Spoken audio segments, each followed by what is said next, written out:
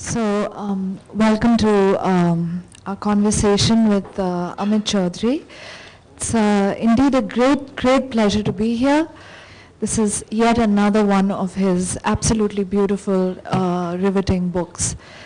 So just to get us started, Amit, a couple of cities that you keep bringing up in this book. One is Berlin. I think you return again and again to Berlin. In one of your recent albums of music, again you also have a kind of Berlin theme running through that. So for some reason Berlin seems to be on your mind, perhaps this has to do with a certain kind of modernity and modernism that you're interested in exploring vis-a-vis Calcutta as well. So would you like to say something about that? Yeah. So with Berlin, I suppose it's kind of a couple of things. One, I mean that Berlin, like Calcutta, is a city, especially in the last 70, 80 years, which has had to bear the marks and the brunt of history. With Calcutta, it was, the partition of Bengal. Even before that, other things were happening. Then the creation of Bangladesh. The historical reasons for its marginality, which Bengali politicians and Bengalis have by heart, like Brahmins have sections from the Bhagavad Gita or whatever, and they can tell you at will about the freight equalization policy, etc., etc. All the kind of policies which marginalize Bengal and Calcutta. Berlin, similarly, for historical reasons, was marginalized. I mean, there are amazing journeys to be made within the city, by which I understand the kind of thrill or the excitement of living in a modern metropolis, which is, you go from one neighborhood or one place to another, and you don't actually have to travel the world. You do believe you've been to foreign places. And Benjamin therefore talks about the experience of getting lost in a city. And true, it is true that as you keep traveling eastwards in reunified Berlin, you feel more and more like you're in a foreign land, and with Calcutta, it's the same to do with North Calcutta and South Calcutta. South Calcutta being the more contemporary Calcutta, and North Calcutta being what used to be once called the Black Town, where the so-called Bengal Renaissance and all that took place.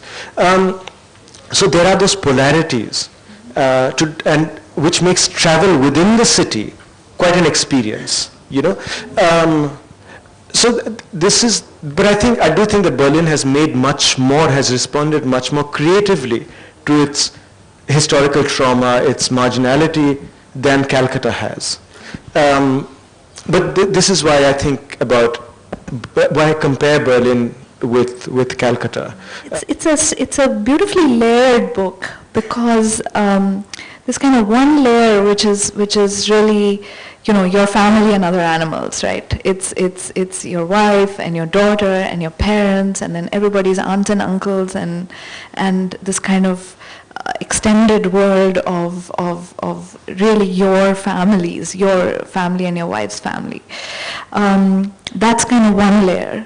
Then there's Calcutta that is changing so dramatically right under our noses, and is acquiring all these malls and foreign restaurants, and old structures are going down, new ones are coming up, and you're exploring these in a kind of almost gingerish way, which also sometimes breaks into enthusiasm.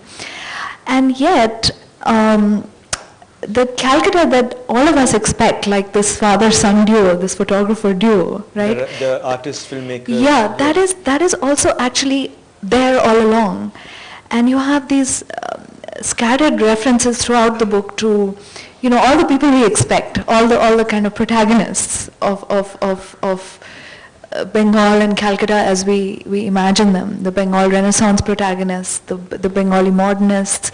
So you have everybody, you have your Neeraj Chaudhuri, and you have your sort of Satyajit Ray, and you have the Tagores and Bankim. In passing, I suppose. In passing, but they're populating the city as we expect them to, nevertheless, right? From Ram Mohan Roy and Michael Madhusudan Dutt, all the way to Victor Banerjee. She says Subhash Chandra Bose. Subhash Chandra Bose is also. Is he there in the book? I think he may be mentioned once or twice, but not as frequently as the more literary characters, let's say. So, and in the end, in the last chapter, which actually really personally as a historian is my favorite chapter, you return to the idea of the Bengal Renaissance, right? And the modernity of tradition, as it were. And that's where you leave the book. Having made actually some very comical journeys even into the new and nouveau sort of Calcutta. Nouveau Renaissance. Nouveau Calcutta. Nouveau, in all senses of the term, the more sort of kitschy Calcutta that you're stuck with. Yeah. Which is the one you live in. Yeah. But I would say that there's, oddly, given your literary proclivities and sensibilities, you don't seem overtly nostalgic about Calcutta of the Bengal Renaissance, or Calcutta of this, of the writers, intellectuals, artists, and filmmakers. No, I've never been nostalgic about that Calcutta. Yeah, you're fine with I was quite astonished to discover it as I did. I was growing up in Bombay. I came from a family where both my parents were deeply interested in literature, but my mother is also a very irreverent person. So there was nothing reverential in her interest in Bengali literature, and neither was there anything reverential in her interpretation of the Tagore song. She's a very distinguished singer of Tagore songs, but completely unlike the sort of reverential, sort of tiptoeing interpretations that you have of Tagore songs. Not just the harmonium, where the song is slowed down and turned into a dirge. Lots of people think that Tagore is a very sad, melancholy kind of person when they listen to the Tagore songs. They forget that the operative word, aesthetic word for him, which he borrowed from Buddhism, was anando, for joy. Joy being a part of, the fundamental part of, creation, aesthetic creation. At one point in the book, Amit has a description of an honorary Bengali, right, which would be somebody like me, right, who's not Bengali, doesn't speak the language, but loves everything about Bengal. So he says the honorary Bengali might be myopic, might be an aficionado of art house cinema, might be politically left-wing, might have a taste for lyric poetry, right, so the whole checklist, a tendency towards the autobiographical, an appetite for fish, or display none of these traits.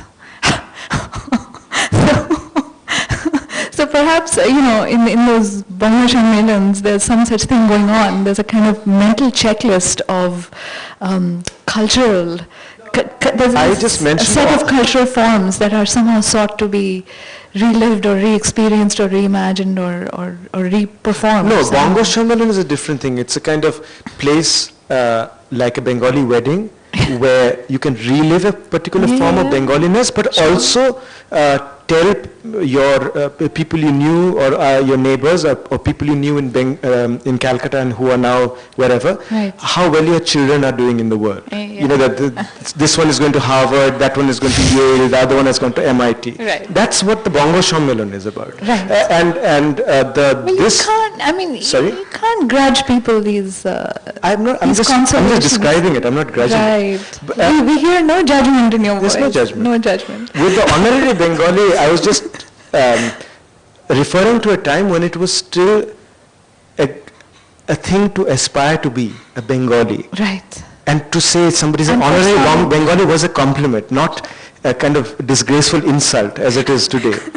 What's so interesting in your tone? For example, there are other intellectuals and writers in West Bengal who have reacted with much more rage, but you still manage to retain a kind of comedic detachment almost from this new thing which is almost instantaneously falling apart, or even as it's being launched, it's already a disaster. And I think that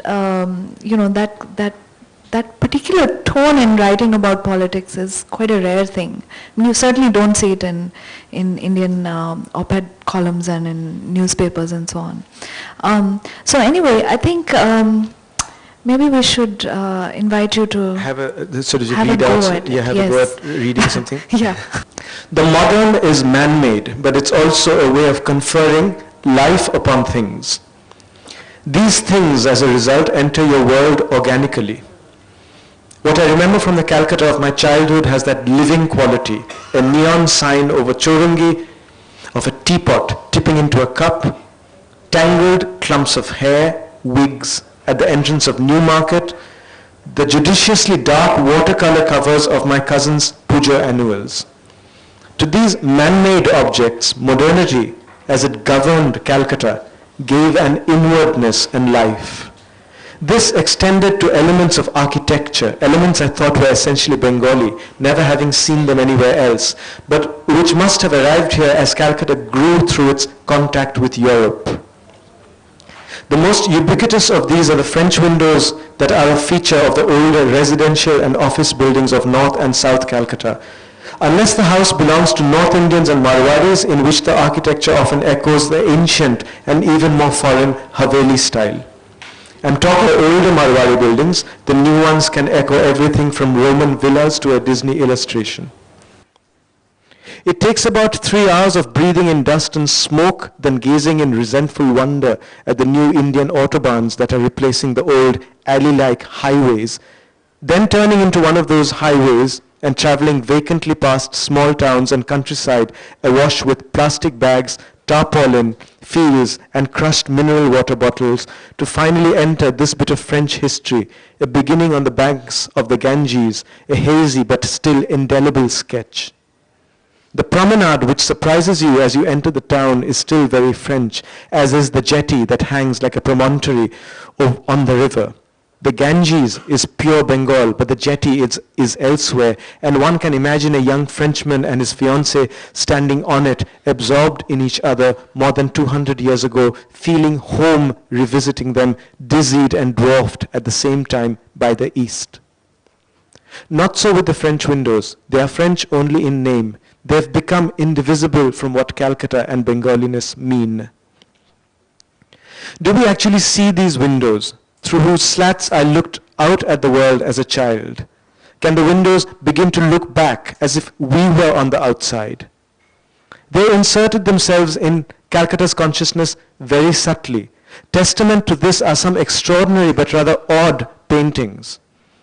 As Calcutta began to grow from clusters of neighborhoods into the monstrous, unprecedented metropolis it would become, with teeming settlements and certain luminous landmarks, high court, hospitals, jailhouses, university, a new kind of city type began to emerge from every kind of social class, a little before the advent of the Bhadralok, the genteel Bengali bourgeois, and his suddenly all-encompassing way of being.